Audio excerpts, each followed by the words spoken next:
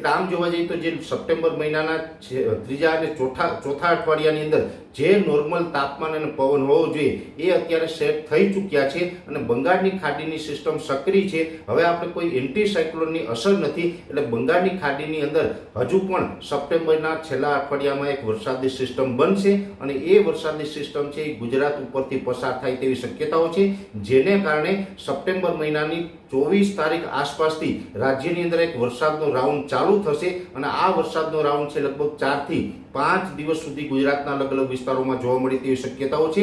લગભગ 60 થી લઈને 70% વિસ્તારની અંદર આ વરસાદની અસર થશે અને રાજ્યની અંદર 2 થી લઈને 5 ઇંચ સુધીના વરસાદ નોંધાય તેવી શક્યતાઓ છે. અને આ વરસાદ પણ ઉત્તર ગુજરાતના અમુક વિસ્તારો, મધ્ય ગુજરાત, દક્ષિણ ગુજરાત અને સૌરાષ્ટ્રના ભાગોની અંદર અસર કરે તેવી શક્યતાઓ રહેશે અને મોટા ભાગની અંદર 2 થી લઈને 5 ઇંચ સુધીના વરસાદો નોંધાય તેવી શક્યતાઓ છે. એટલે ખાસ કરીને બંગાળની ખાડીની ફરી એક સિસ્ટમ આવી રહી છે અને સપ્ટેમ્બર મહિનાના છેલ્લા અઠવાડિયામાં જે બંગાળની ખાડીની સિસ્ટમ આવી રહી છે તે કદાચ ચાલુ વર્ષના ચોમાસાની છેલ્લી સિસ્ટમ ગણવાની છે. ઓક્ટોબર મહિનામાં ચોમાસાની વિદાયની શરૂઆત થઈ જશે, એટલે ઓક્ટોબર મહિનામાં જે વરસાદો હશે અને એમાં પણ ખાસ કરીને નવરાત્રિના તહેવાર દરમિયાન જે વરસાદો હશે તે ગાજવીજ અને પવન સાથે છૂટાછવાયા વરસાદો હશે. તેમાં કોઈ ઓક્ટોબર મહિનાના પહેલા અઠવાડિયામાં કોઈ ભારે વરસાદની શક્યતાઓ નથી, પણ 2 થી લઈને 5 ઇંચ સુધીના વરસાદો છે એ સપ્ટેમ્બરના છેલ્લા અઠવાડિયામાં નોંધાય તેવી શક્યતાઓ દેખાઈ રહી છે. અને ઓક્ટોબર મહિનાના પહેલા અઠવાડિયાની અંદર જે ચોમાસાની વિદાયની શરૂઆત થઈ જશે એ લગભગ રાજ્યભરના તમામ જિલ્લાઓમાં લગભગ 2 ઓક્ટોબરથી લઈ અને 18 ઓક્ટોબર સુધી મોન્સૂન વિડ્રોલની પ્રોસેસ ચાલે અને ચોમાસું છે એ 18 ઓક્ટોબર સુધીમાં રાજ્યના તમામ ભાગોમાંથી વિદાય લઈ લે તેવી શક્યતાઓ હાલ દેખાઈ રહી છે. એટલે સપ્ટેમ્બર મહિનાના છેલ્લા અઠવાડિયામાં ફરીથી વરસાદનો એક રાઉન્ડ આવી રહ્યો છે, જેની દરેક મિત્રોએ નોંધ લેવી. હાલમાં તારીખ 13 સપ્ટેમ્બરથી 26 ઓક્ટોબર વચ્ચે ગરમી પડવાની શક્યતા રહેશે અને આ ગરમી જે છે એ ધાન્ય પાકોને નિઘાડવા માટે ઘણી જરૂરી છે. પરંતુ ઉલ્લેખનીય છે કે તારીખ 22 સપ્ટેમ્બર સુધી ભિન્ન ભાગોમાં વરસાદી ઝાપટા પડવાની શક્યતા રહેશે.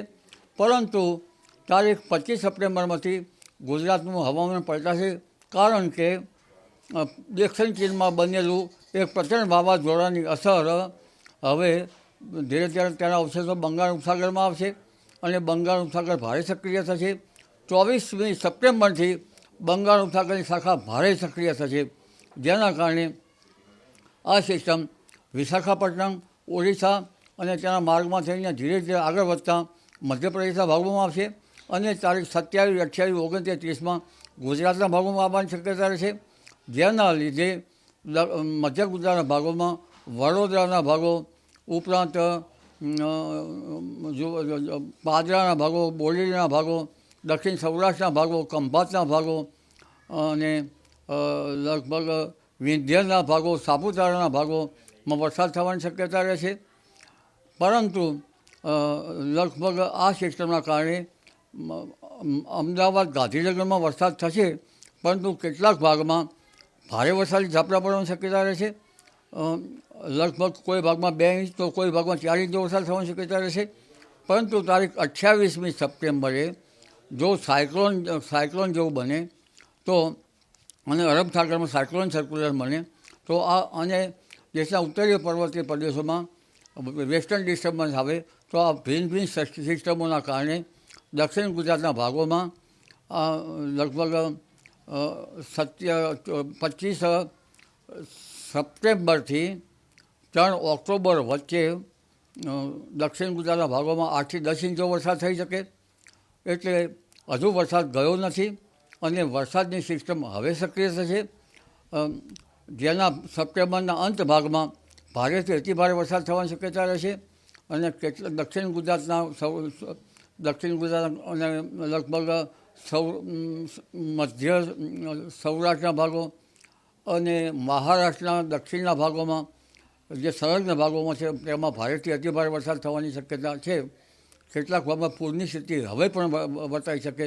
એટલે તારીખ 25મી સપ્ટેમ્બરમાંથી બનતી જે સિસ્ટમો જે છે એ સિસ્ટમો ઘણી મજબૂત છે અને ગુજરાતમાં લગભગ ચોમાસું જે વરસાદ જે છે હવે ચોમાસું ખરેખર જામ્યું હોય તેવું પણ થશે. પરંતુ ઉલ્લેખનીય છે કે લા નિનોની અસર આ વખતે થવાની અસર વર્તાઈ રહી છે, ત્યારે શિયાળામાં પણ વરસાદી માહોલ રહેવાની શક્યતા રહેશે. અષાઢી માહોલ શિયાળામાં રહેવાની શક્યતા રહેશે. ઠંડી પણ વધારે પડશે. તારીખ 3 ડિસેમ્બરથી ઠંડીની શરૂઆત થઈ જશે. 22 ડિસેમ્બર પછી દેશના ઉત્તરીય પર્વતીય પ્રદેશોમાં ભારે વરસાદ થશે અને ગાત્રો ઝડપથી ઠંડી પડવાની શક્યતા રહેશે. કોઈ ભાગોમાં ન્યૂનતમ તાપમાન 5 ડિગ્રી સેલ્સિયસ જેવું થઈ જવાની શક્યતા રહેશે. પોષ માસ વધુ ઠંડો રહેશે, પરંતુ તેની અસર છે માર્ચ માસ સુધી થવાની શક્યતા રહેશે. ફેબ્રુઆરી માસની શરૂઆતમાં પણ ઠંડીનું જોર રહેશે અને આ ઠંડી જે છે હિમાલુ ઠંડીથી લગભગ જનધન ઉપર તેની અસર થવાની શક્યતા રહેશે. જી, ખાસ કરીને નવરાત્રી જે છે તે 3 ઓક્ટોબરથી શરૂ થઈ રહી છે. લોકોની ઘણી આશા હોય છે. એ સમય દરમિયાન રાજ્યમાં વરસાદની સ્થિતિ કયા પ્રકારની રહી છે? નવરાત્રિમાં વરસાદ ન થાય તો સારું, ભગવાનને પ્રાર્થના આપણે કરીએ. પરંતુ 27 સપ્ટેમ્બરથી 5મી ઓક્ટોબર વચ્ચે હસ્ત નક્ષત્ર અને ચિત્રા નક્ષત્ર ચોમાસાના બંને નવરાત્રિમાં આવે છે. એટલે તારીખ 5મી ઓક્ટોબર આસપાસ દરિયામાં પવન વધારે ફૂંકાશે અને આ અરસામાં ભિન્ન ભાગોમાં ગાજવીજ સાથે વરસાદ થવાની શક્યતા રહેશે. તારીખ 10મી ઓક્ટોબર આસપાસ એક વાવાઝોડું બંગાળ ઉપસાગરમાં થવાની શક્યતા રહેશે, જેના કારણે પણ ગુજરાતના કેટલાક ભાગમાં વરસાદ થવાની શક્યતા રહેશે. એટલે નવરાત્રિમાં 2 નક્ષત્રો ચોમાસાના આવી રહ્યા છે, હસ્ત અને ચિત્રા, જેમાં કંઈક વરસાદ થવાની શક્યતા રહેશે. પરંતુ શરદ પૂનમ પછી પણ વરસાદ થવાની શક્યતા રહેશે.